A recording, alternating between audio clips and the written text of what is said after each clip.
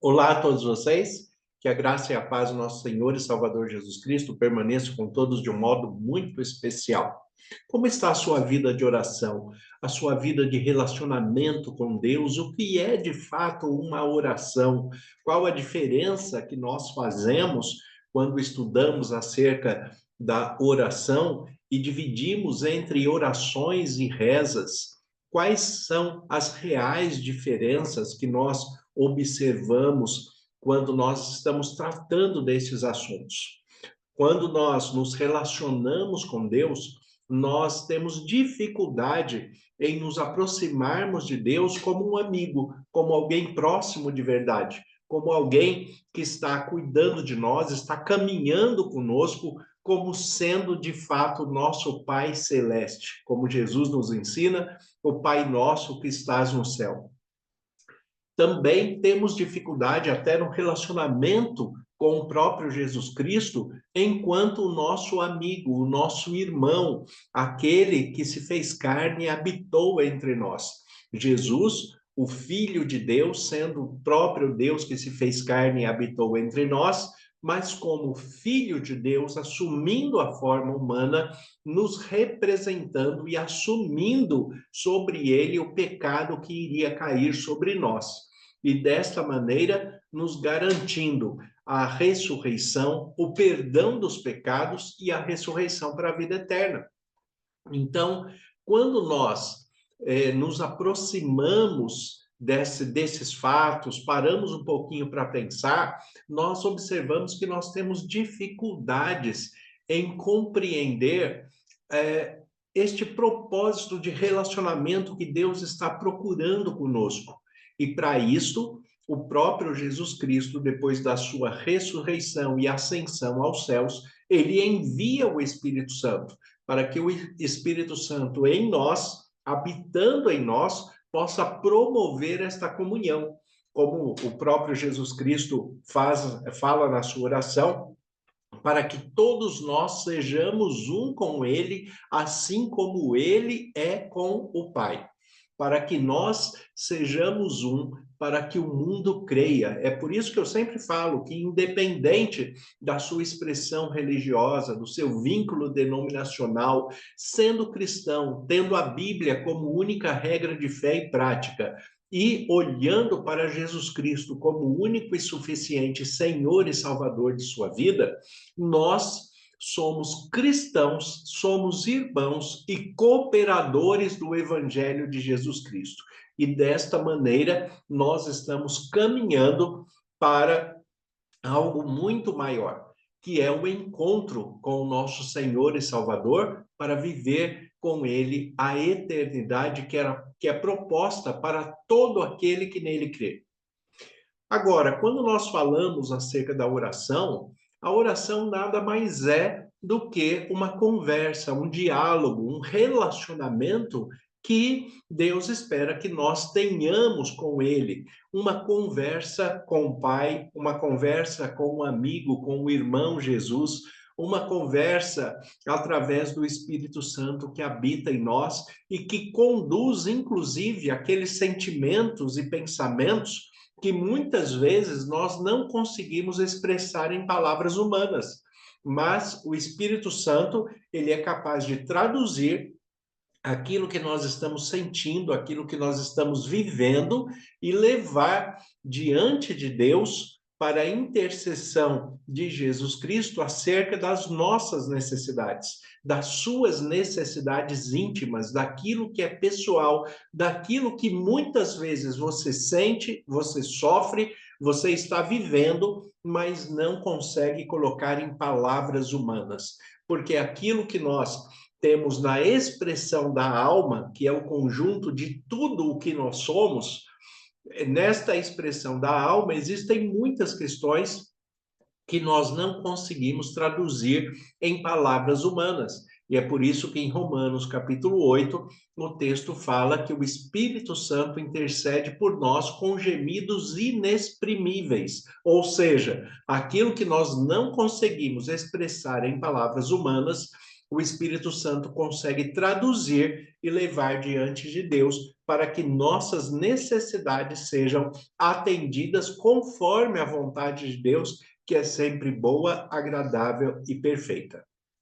Então, este conjunto de compreensão e de busca de diálogo com Deus é o que nós chamamos de oração. A diferença que nós temos para uma reza é que a reza ela é um diálogo pronto, onde nós apenas repetimos. E isso acontece muitas vezes, né? O próprio Jesus nos ensinou uma oração como modelo, mas que se nós simplesmente repetirmos esta oração, não tivermos ela como um modelo, mas quando nós repetimos esta oração, ela se transforma numa reza, porque a reza é apenas uma repetição. Não que ela tenha menor importância ou tenha menor valor, mas ela não é um diálogo, ela só é uma repetição decorada daquilo que já foi escrito. Jesus nos ensinou a oração do Pai Nosso e como modelo da oração, nós temos que lembrar que nós temos um Pai que está no céu, que o nome dele é santificado, ou seja, a postura dele é separada, é diferenciada das outras questões humanas. Então, nós temos um Pai que está no céu, que tem um nome santificado, que nós fazemos parte do seu reino quando nós permitimos que o seu reino venha a nós o vosso reino, e seja feita, né, a vontade dele em nossa vida, né, aqui na terra, assim como é feita a vontade dele no céu, no universo, assim como ele é soberano sobre toda a criação, que seja soberano sobre nossas vidas também. Este, né, é só um trecho para explicar para vocês a diferença da oração e da reza. Quando eu estou fazendo oração, eu estou seguindo um modelo, mas eu não estou repetindo exatamente a mesma coisa. Eu só estou abrindo a oração de forma a ter um modelo que foi ensinado por Jesus. Então, desta maneira, né, eu abro um diálogo com Deus e esse diálogo passa a ser espontâneo, passa a ser natural, apesar dele ter uma construção. Agora, se eu for rezar a oração que Jesus ensinou, eu vou rezar repetindo exatamente a maneira que foi colocado na tradução que eu decorei para recitar esta reza que foi ensinada por Jesus. Então, o recitar a reza é o que nós falamos.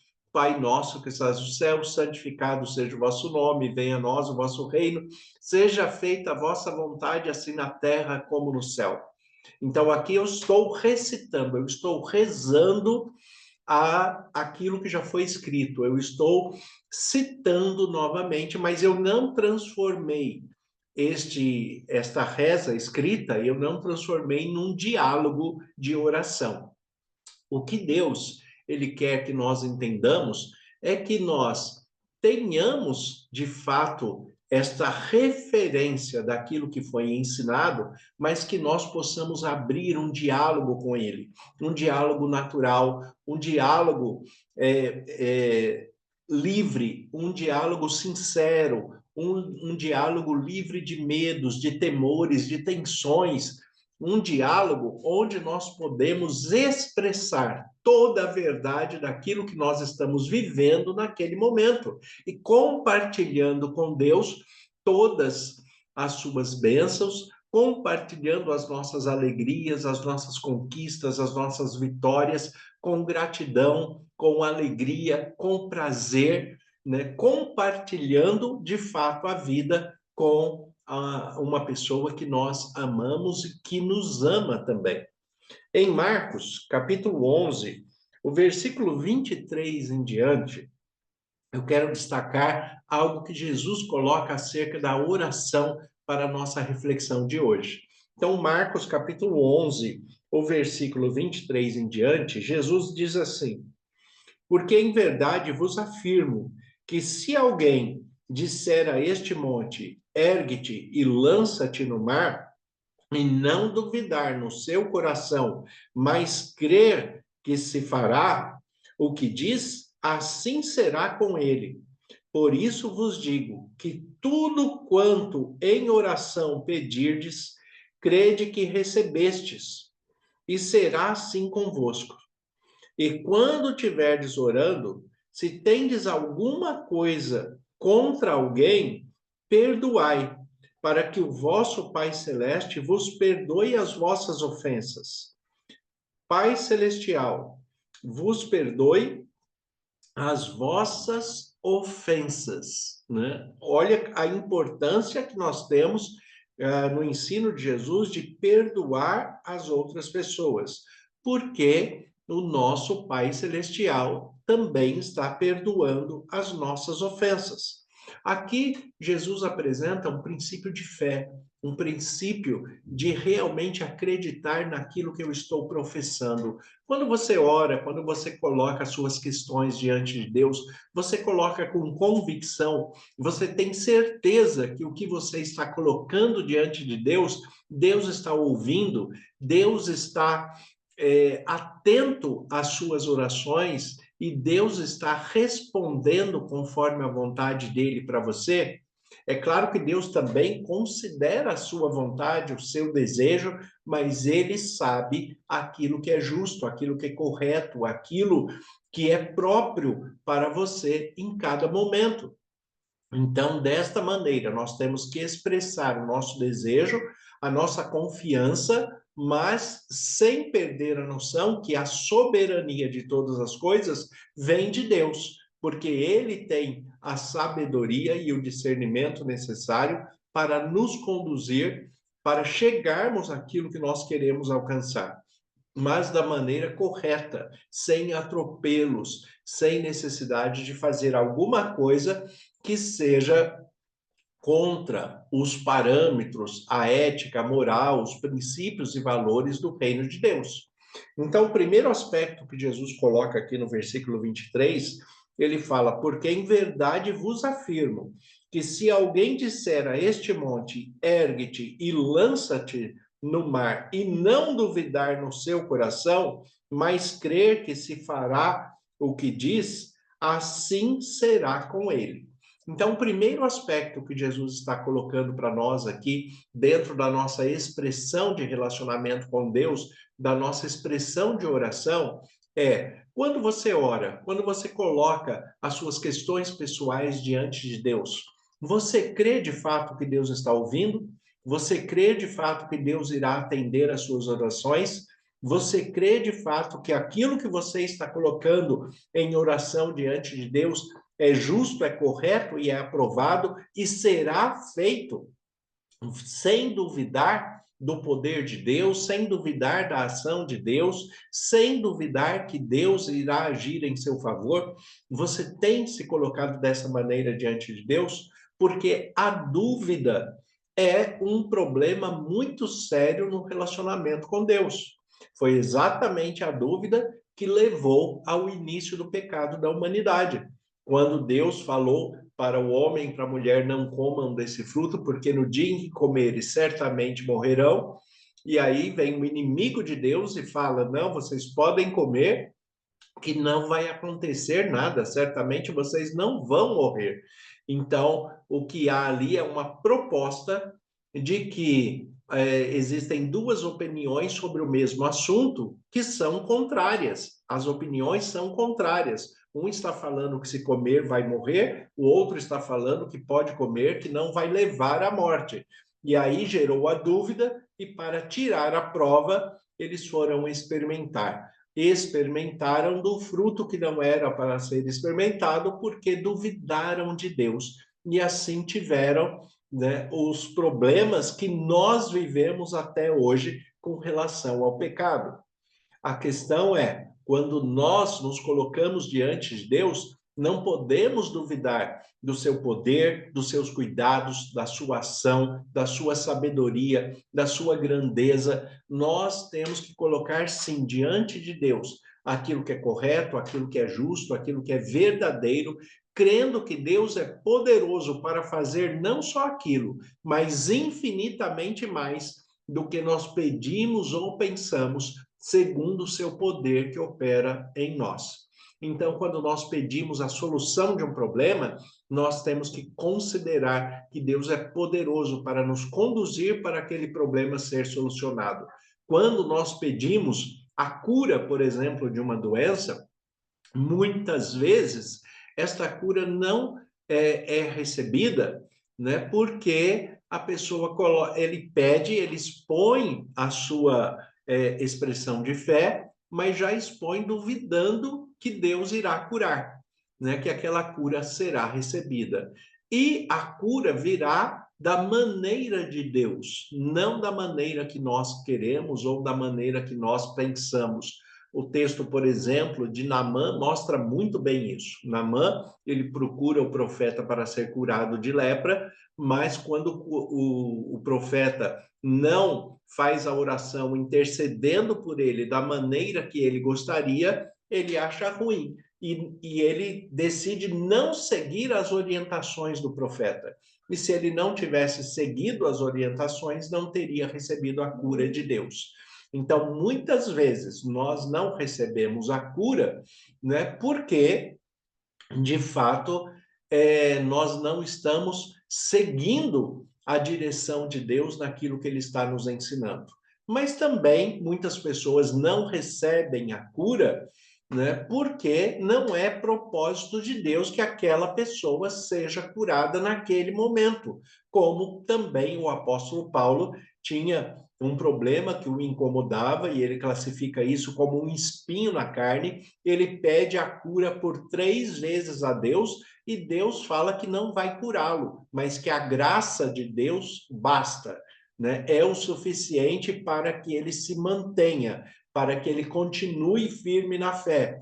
Então, Deus, ele pode curar, mas ele não vai simplesmente fazer a cura, promover a cura, porque ele tem os seus propósitos, ele tem os seus motivos, ele sabe o que é melhor para cada um de nós, né? Deus, ele está atento às orações, e nós expressamos diante de Deus o nosso desejo, a nossa vontade, mas nos submetemos à soberania de Deus pelo seu poder.